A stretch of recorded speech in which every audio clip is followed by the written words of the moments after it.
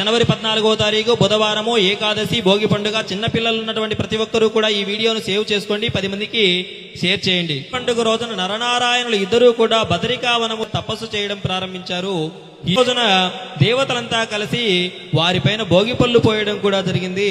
అప్పటి నుండి చిన్న పిల్లలందరికీ కూడా భోగి పళ్ళు పోయడం అనేటువంటిది ఒక ఆచారంగా మనందరికీ కూడా వస్తూ ఉందండి. చిన్న పిల్లలు ఉన్నటువంటి ప్రతి ఒక్కరూ కూడా మీకు వీలైనటువంటి వారు చిన్న పిల్లలకు భోగి పళ్ళు పోయడం వల్ల వారికి ఉన్నటువంటి దృష్టి దోషాలు చెడు అంతా కూడా తొలగిపోయి వారికి చక్కగా మంచి జరుగుతుంది. సూర్య భగవానుని అనుగ్రహము, పెద్దల ఆశీర్వచనాలు వారికి లభిస్తాయి. ఈ రోజున సాయంకాలం సూర్యాస్తమయానికి 1 గంట ముందు చక్కగా పిల్లలకు చెరుకు ముక్కలు, రేగుపళ్ళు, బంతిపూలు, చిల్లర నాణాలు వీటన్నింటినీ కలిపి చక్కగా వారి తలపైన పోయడం వల్ల వారికి నేను ముందు చెప్పిన విధంగా వారికి ఉన్నటువంటి చెడంతా కూడా తొలగిపోయి వారికి మంచి జరుగుతుంది. ఆ యొక్క సూర్య భగవానుని అనుగ్రహము, ఆ భగవాన్ విష్ణు యొక్క అనుగ్రహం కూడా వారికి లభిస్తుంది. ఈ వీడియోను మీ బంధుమిత్రులందరికీ షేర్ చేయండి. దైవానుగ్రహం పేజీని ఎల్లవేళలా ఫాలో అవుతూ ఉండండి. ఓం నమో నారాయణాయ అని కామెంట్ చేసి వీడియోను లైక్ చేయండి మిత్రులారా.